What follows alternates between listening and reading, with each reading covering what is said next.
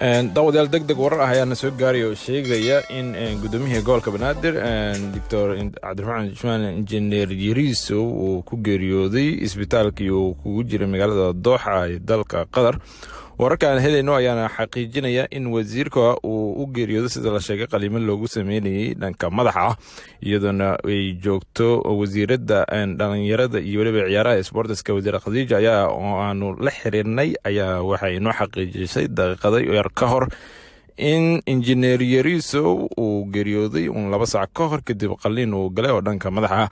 Injineer Yariisow ayaana kamid ahaa dadkii ku dhaawacmay qaraxii ka dhacay xarunta gobolka Banaadir isla markaasna ay ku dhaawacmeen saraakiil iyo waliba gudoomiyaal degmooyin oo isaga kamid ahaa sidoo kalena ay ku dhinteen gudoomiyaal badan oo dhanka degmooyinka. Injineer Yariisow ayaana ahaa gudoomiyihii gobolka Banaadir ahaana duqii magaalada Muqdisho isagoona sidoo kale soo noqday wasiirkii dhanka warfaafinta ee xukuumadda Ra'iisul Khayre waxa uu Injineer Yariisow sidoo kale kamid ah siyaasiyiinta aadka ugu firfircooneed ee dalka dib ugu noqotay qurbo joogta ahayd iyadoona ay noqonayso geeridiisa mid xanuun badan.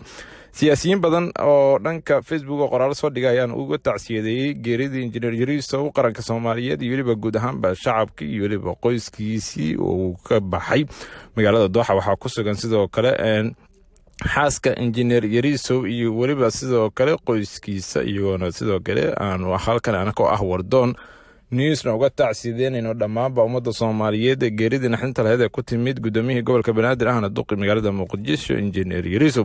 Injineer Yariisow sidoo kale waxa uu kamid ahaa qurbo joogta firfircooneed ee dalka dib ugu noqotay xilal kala duwan ka soo qabatay dalka waxaana ugu dambeyn hadda inta uusan qaraxa ku dhaawacmin oo u geeriyoodin maanta uu ahaa wasiirkii warfaafinta isagoona inta badan lagu xasuusto inuu ahaa nin dhexdhexaad afgaaban waxyaabo badan oo dhanka siyaasadda markay noqotana ka gaabsado.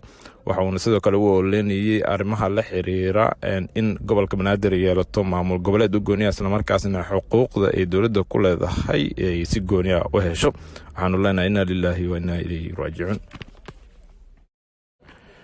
daawadayaal degdeg warar ah ayaana soo gaaray oo sheegaya in gudoomiyihii gobolka Banaadir Dr. Cabdiraxmaan Jumaan Injineer Yariisow uu ku geeriyooday isbitaalkii uu kugu jiray magaalada Dooxa ee dalka Qatar.